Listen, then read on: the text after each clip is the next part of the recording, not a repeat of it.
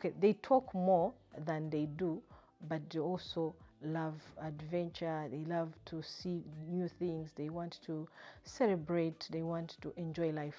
Just their weakness is on not being consistent. Sometimes you see them disorganized at home, jumping from one thing to another. So I think that is their major weaknesses. Encourage them to do what they love to do, and also help them not to go into depression. Help them not, when you're talking to a melancholic, just know this is a person, if you talk badly, then something goes wrong. So learn how to talk to them very well and teach them if something is wrong, they should know that something is wrong, and they should not immediately go to depression. Let's look at a phlegmatic as a child.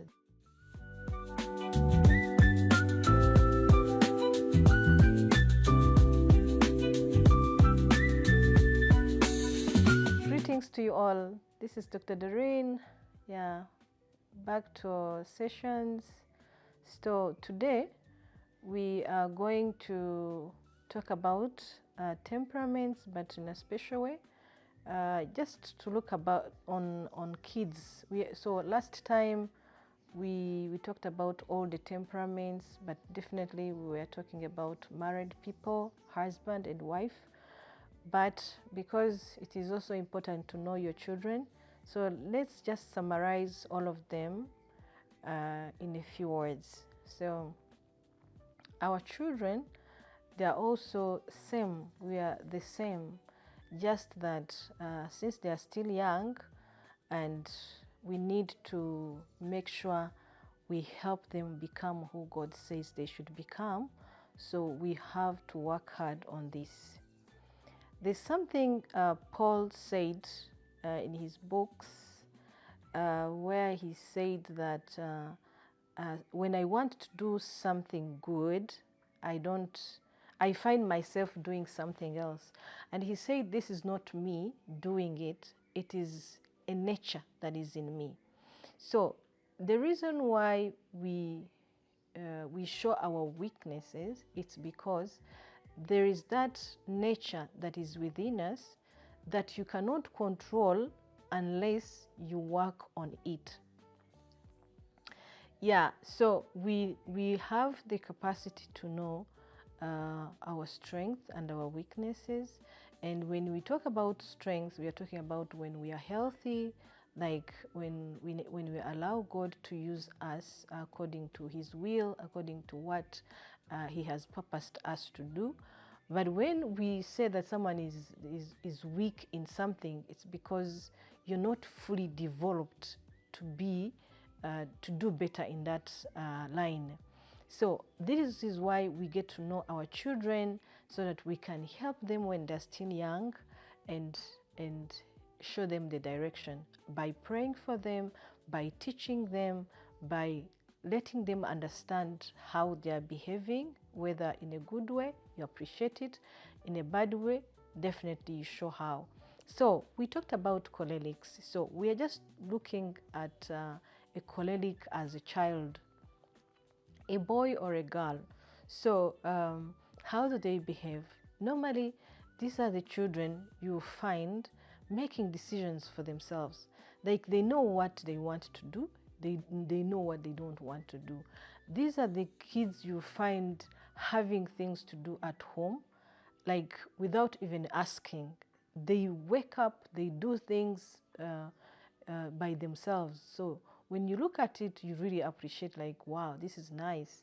So they are hardworking, they are independent, they can do without being asked. And when it comes to school, they're hardworking, they know how to do their things on time, they can even push their teachers when things are not going right. So they're like, we need to know this, we need to do this, so that they become so active. Yeah.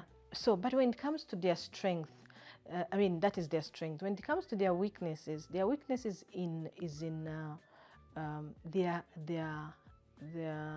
have temper. They had a bad temper. So it's kind of, they say that they are not developed emotionally. So they always have bad temper. they can fight, they can do crazy things, but it is something also to work on. When you find your child like that, so you need to help them to control that temper and to develop their emotions. What do I mean? Teach them how to love other people, teach them how to respect other people, teach them that it's not about them all the time. They also have to hear what other people want, and they do it, because for them is what they want. That is final. This is what I want, and this is how I want it to be done.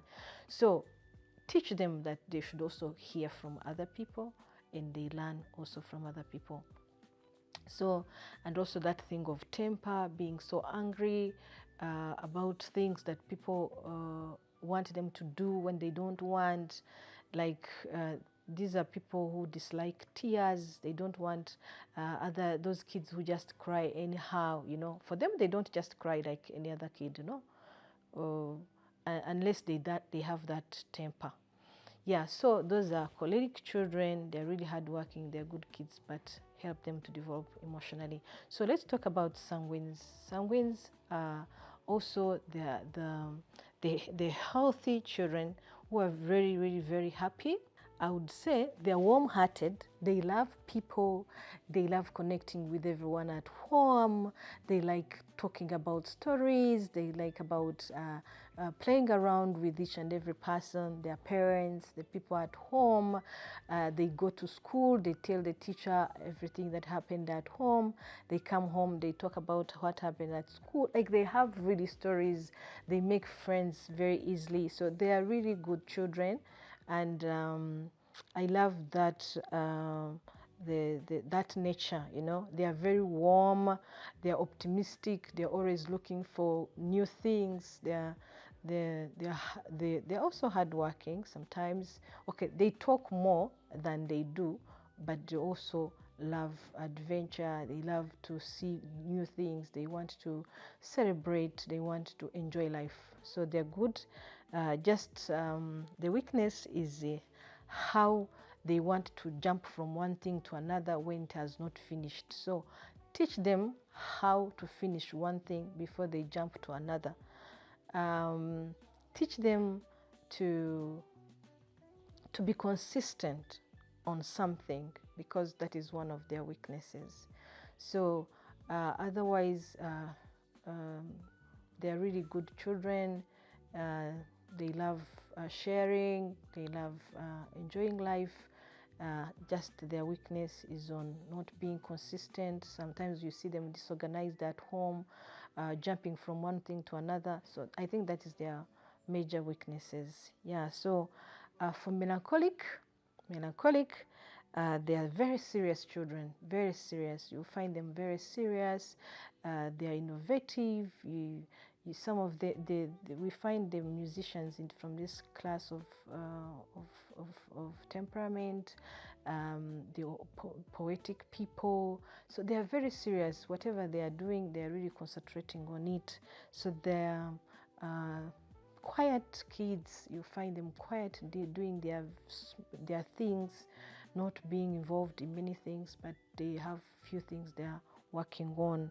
Another thing which is a negative, they're fearful. They're people who fear because they don't know how to make friends that easily.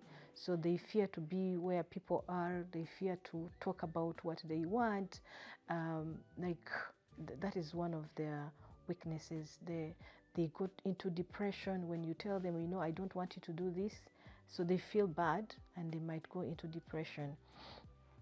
Yeah, but otherwise they are poetic, they are artistic, they love all those things. So encourage them to do what they love to do, and also help them not to go into depression, help them not. When you're talking to a melancholic, just know this is a person, if you talk badly, then something goes wrong. So learn how to talk to them very well and teach them if something is wrong, they should know that something is wrong, and they should not immediately go to depression. Yeah, so otherwise they are really okay. So let's look at a phlegmatic as a child. They're very patient, they're very calm, they're very quiet also, and most of the time shy. Like they don't want to talk to people face to face. They cannot face you direct, some of them. They're really shy unless their secondary temperament is strong, but normally they are shy. They don't look at people in face. They are quiet. Their words are very minimum. They are, yeah. So I would say help a phlegmatic child to be active, not to be lazy. Tell them not to procrastinate, because they want to procrastinate things. If they have homework, they don't want to do it immediately. They want to do it the next day or the last day. So you have to motivate them to do things. You have to motivate them to stand up and go and do some work at home. So motivate them. Also take them for games so that they can be active. For choleric, they are okay with games. They want to be active all the time. For a sanguine, he wants to be in public, to see new things, though they are not consistent. A melancholic can do one thing because they are these serious kids. So once they are into something, they want to finish it. When they are in games, they love games. Yeah, but they can do one thing and they do it better. Yeah, so that is what I can say in summary about our children and how to help them.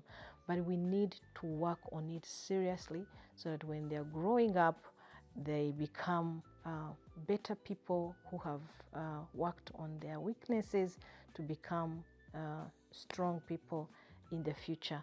So as I said, it's up to us as parents to know our children and to help them in aligning them to what God has called them. That is their purpose. Yeah, so I think we will continue this later, but just for now, that is what I can say to work on your children. God bless you.